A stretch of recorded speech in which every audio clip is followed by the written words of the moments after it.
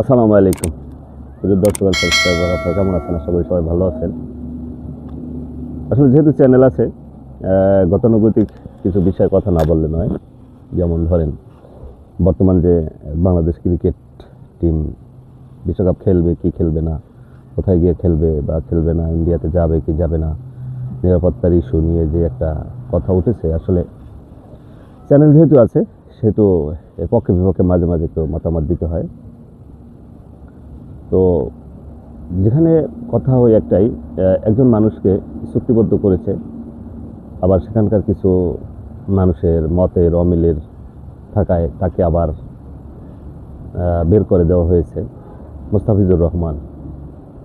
তো কথা স্বাভাবিক, নিরাপত্তা ইস্যু, দর্শক বা কিছু উচ্ছৃঙ্খল সাপোর্টার বা সংগঠন, যাই হোক, একজন মানুষকে নিরাপত্তা দিতে পারতেছে না, যার জন্য তাকে টিম থেকে ছেড়ে দিল। ভেরি গুড, এটা তাদের ব্যাপার, নিরাপত্তা দিতে পারতেছে না, তাহলে তারা কেন সেই রিস্ক নেবে আরেক দেশের একজন প্লেয়ারের প্রতি? আমি মনে করি তারা এটা ভালো কাজই করেছে। তার যদি কোনো ক্ষতি হয় সে দায়ভার তো রাষ্ট্রে নিতে হবে লাস্টে। পক্ষান্তরে বাংলাদেশ তারাও কিন্তু একটা পদক্ষেপ নিয়েছে যে একজন ক্রিকেটারকে যদি নিরাপত্তা দিতে না পারে, সেখানে আসন্ন টি-20 বিশ্বকাপে আমাদের বাংলাদেশের প্লেয়ার যাবে 15 জন, cricketer, staff, coaching staff, BCB কর্মকর্তা কর্মচারী, সাংবাদিক, তারপরে অনেক দর্শক যাবেন।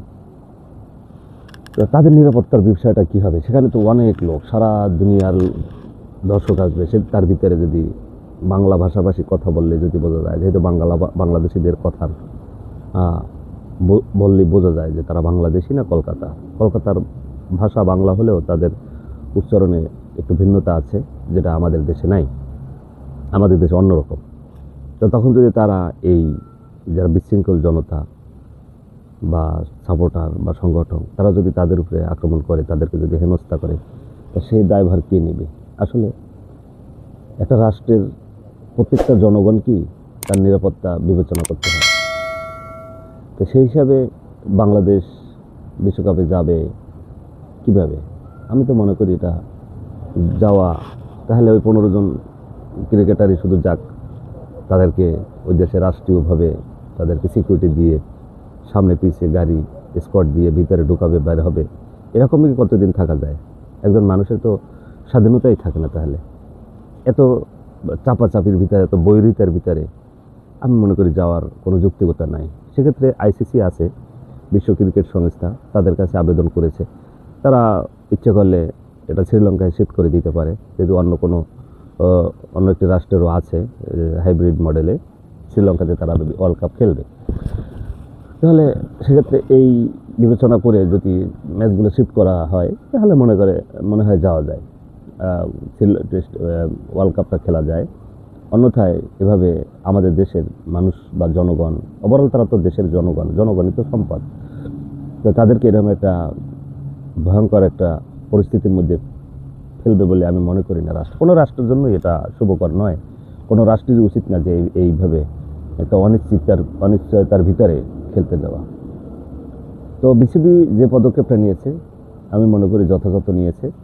এখন হচ্ছে বিসিবি আছে, বিসিসিআই, আইসিসি, তারা উভয়ে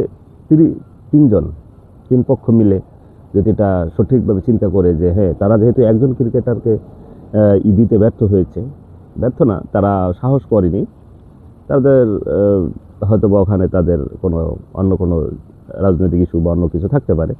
যেহেতু তারা এই সাহসটা করেনি, তো সেক্ষেত্রে 15 জন ক্রিকেটারই শুধু যাবে না, বাংলাদেশের অসংখ্য দর্শকও যাবে। যেহেতু কলকাতা ইডেন গার্ডেনে খেলা হবে, বাংলা ভাষাভাষী রাষ্ট্র, তাদের সংস্কৃতি আমাদের সংস্কৃতির সাথে খুবই মিলবন্ধন আছে, এবং তাদের সাথে আমাদের ঐতিহাসিকভাবেই মিলবন্ধন আছে।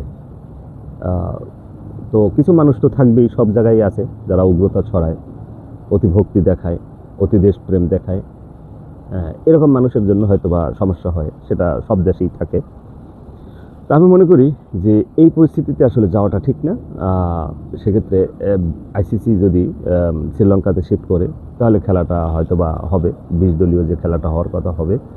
অন্যথায় যাবে কি যাবে না এটা আসলে রাষ্ট্রীয় ব্যাপার হয়ে গেছে, কারণ রাষ্ট্রের একটা জনগণের নিরাপত্তাই পুরো রাষ্ট্র বহন করা, সম্পূর্ণ নিরাপত্তা সম্পূর্ণ রাষ্ট্রের বহন করার কথা।